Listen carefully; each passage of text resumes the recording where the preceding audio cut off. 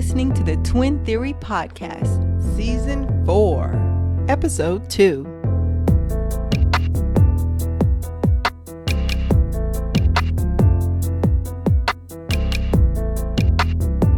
All right, welcome back. We have been gone for a little bit, but we are now back. It is still Season 4. This is Episode 2 of the Twin Theory Podcast, and we're so happy to be back and promise we're going to be more on a regular schedule now. For those that don't know, we were kind of apart for about a year. Not even kind of, we were apart for a year. Me, Courtney, had to leave for work, and so I was in Alabama. Marissa was back in the DMV. So we tried to make it work for a little bit, but the last few months is struggle. So anyway, we are so happy to be back with you all and to get it kicking again. So with that, so excited about this episode, and we talked about, kind of spinning it back to us and our experiences and just some interesting things that we've encountered. And I think, Marissa, in some of our prior episodes, we've talked about twin studies, and we've even looked at like some, documentaries and stuff like that kind of tap into some of those twin studies. And so this episode, we want to kind of talk about some of that a little bit, our experiences and kind of how it's worked and whatnot. So anyway, before we start, is there anything that you want to holler at them and say, Riss? Welcome back. For us, I guess, we have been a little bit out of pocket for a while, so happy to be back, y'all. Yeah, definitely. Been out for a while, but definitely happy to be back. So looking at today's episode, Marissa, these twin studies. So in one, I can't even remember what episode we looked at, but it was like a twin doctor, a twin specialist, and he was running studies on the twins. They had been separated, and then they, came back together, and he was doing like reaction and reflex study on him, throwing a ball at him, and can you catch it with your left hand? It was the most bizarre, weirdest thing I have ever seen before in my adult life. Really, I'll say in my adult life, I have started to get these emails, and I get text messages and even like pamphlets and newsletters in the mail from the Mid-Atlantic Twin Registry, which is located, it's at the Virginia Commonwealth University. They have like a twin section or a registry or whatnot where they keep up with all the twins, I guess, born in like the Virginia and the Mid-Atlantic area. And so it's the most bizarre thing in the world, folks, because like I have never submitted any information to them, but they will always find me, okay? They will find me wherever I go. If I leave for work for a few months or whatever, they will find me. And I don't know who's giving them this information. But anyway, they recently contacted me about doing a twin survey for COVID-19. And so I thought like, this is interesting. And most of the surveys that they do, the official surveys they have, there's either some small compensation or they'll, compensate you in some type of way. This one was a $50 Amazon gift card if you completed the survey, which, for most people, like $50 free for Amazon, that's pretty cool. You know what I'm saying? But I was like, I've never done one of these surveys before, but let me just kind of look into it and see what information they're asking for. So first I'm gonna get into a little bit of background, then we'll start asking some questions and dive a little deeper. But for this, the Twin 360 study, and this is their explanation. It says the Twin 360 study will be used to promote our understanding of health conditions like COVID-19 and its impact. Twins provide unique insight that helps researchers estimate the roles environmental factors and genetics play in determining health outcomes. As a MATR, which is the Mid-Atlantic Twin Registry participant, you are being invited to take part in the Twin 360, which starts with a questionnaire that will tell us more about how the COVID-19 pandemic impacted your lifestyle, habits, and physical and mental health. The researchers also hope to gain insight into potential long-term effects, including why some individuals that had COVID-19 infections develop worse and or lasting symptoms. Since you are a twin, or they also do this for multiples as well, but they more so focus on twins. This information may help scientists learn more about how heredity and a person's environment and the interaction between the two affect outcomes related to this pandemic. They also put in there, this information might also be used to determine if future twin studies on this topic are possible. So before I go any more into it, just by reading just kind of like the overview, getting the purpose in the background, it's more heavy on like, hey, we're going to do this background, this survey, the study that we want you to take part of, and we're looking to tap into twins to try to figure out if that can give us a better understanding of how this is going to affect everyone, including people who aren't twins. Just by getting some of that background, Marissa, what are some of your first thoughts, initial, like when you hear that, how do you feel about it? So it's interesting because I don't particularly know that you can study twins and then generalize your findings on that to the general population. I'm kind of interested as to why twins are the target factor for this, like why twins explicitly are the ones to inform certain things within the general population. So I'm interested already in where their thought process is here for that. So I guess that's the first piece, like why exactly are twins the use case, if you will, or the study to inform the larger population. And then, is it even needed? Is this needed? Like, is this really going to help in a way? Or is this kind of like a created thing, like this will help, but whatever is helping is not really something that needs to be helped? Does that make sense?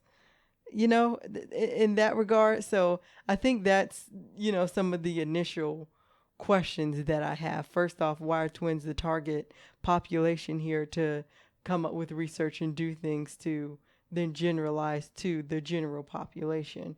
I think is the main key here. And then what exactly is it that you're trying to address, and what you're trying to address, is it really an issue or is it a made up? Yeah, when I first saw it, I can't help but think the same things. When I'm first reading through it and starting to prep for the survey, I'm thinking to myself, now why do they need twins again? Like for COVID-19, it just seemed like somebody just wanted to get some grant money or something, and they just, let me throw twins on there because people just don't. I don't know. It's just really interesting. And so as I continued to fill out the consent and all of that, it starts to tell me, hey, some of the types of question you can expect to see may be questions about demographic items like my general health, my experiences with COVID-19, in certain habits, particularly like changes in habits,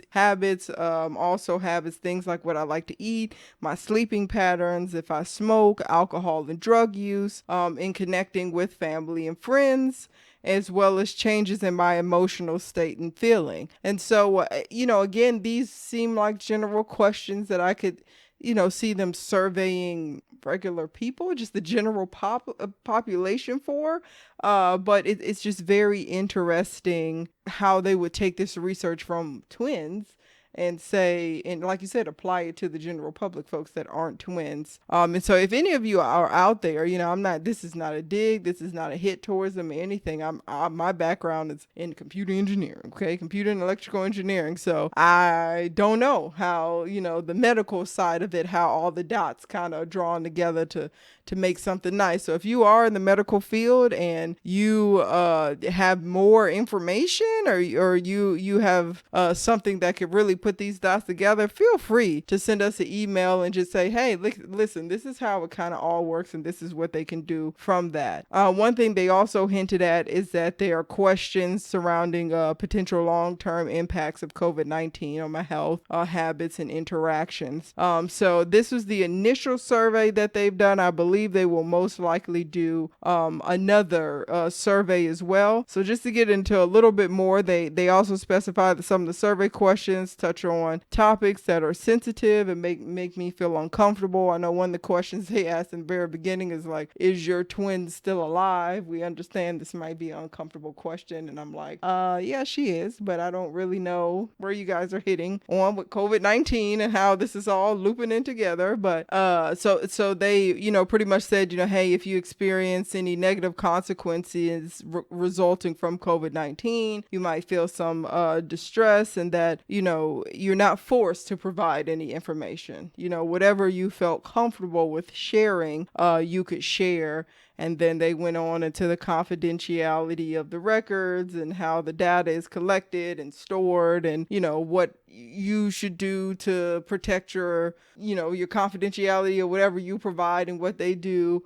As well as it means if you want to withdraw consent. If somewhere down the line you say, hey, actually, I shared some information that I don't want to share, I want that back. There's a method that goes along with that. So again, going into the benefits, they specify that, though you may not benefit directly from taking part, that your participation could result in improving understanding on the impact of COVID-19 on health and certain behaviors, as well as other understanding of long-term health effects on COVID-19. Anyway, like I said, the compensation for it was, a $50 Amazon gift card, which is cool.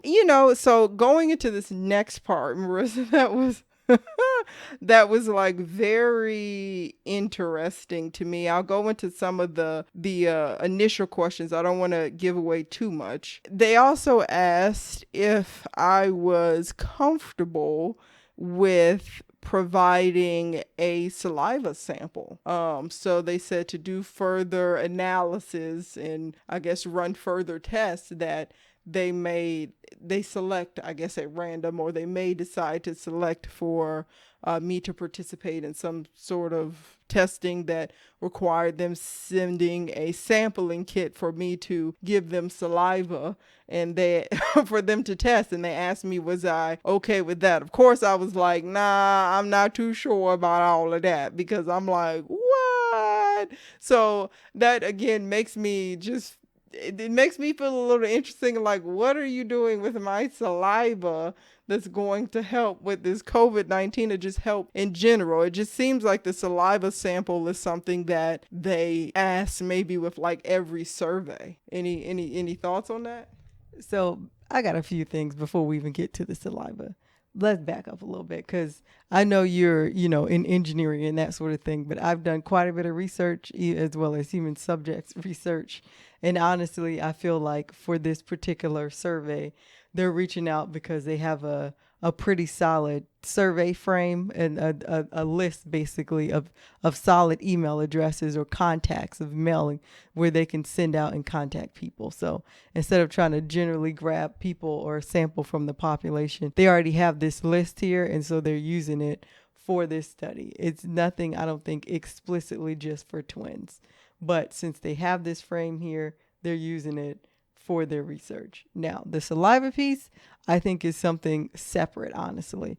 I don't know if it ties within the specific survey that they're completing for COVID-19. I feel like it's something that they're doing secondary, especially if you said they're mentioning this in every survey that they put out.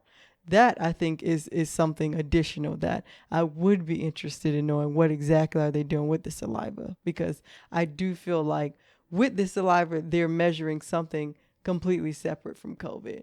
But for the COVID questionnaire, honestly, I think they have a solid sample frame, because they have these email addresses and these mail addresses that have already been confirmed that they know folks are at, and they can easily reach out and interview people within that frame without having to try and build a survey frame. I honestly think that for the COVID one. Saliva, yep, don't give them your saliva. Don't do it.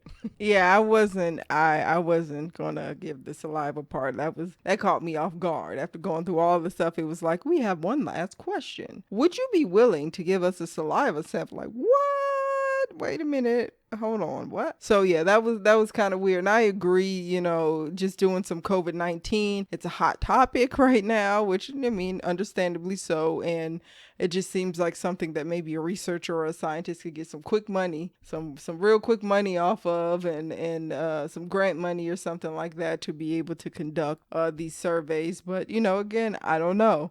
So some of the other questions that were asked, these were like preliminary questions. Did any of the following people have difficulty telling you and your twin apart when you were children? And then the first one, they had a list of parents, family members, like teachers, strangers, that sort of thing. So you could put it there like, yeah, my teachers had a hard time telling me and my twin apart, or strangers had a hard time. The other one is, are you and your twin's eye color the same, almost the same, noticeably different, prefer not to answer?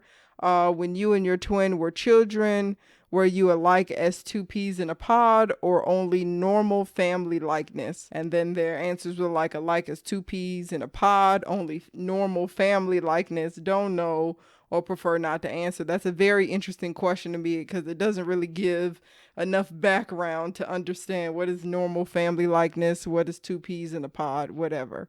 Do you think you and your twin are identical or non-identical? Fraternal twins they had.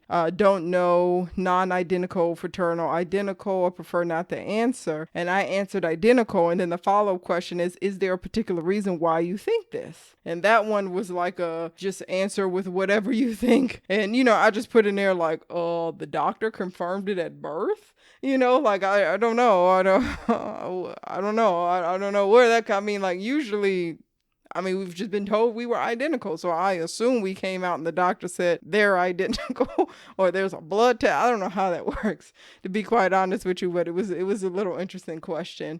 So there's more questions and stuff that I'll share.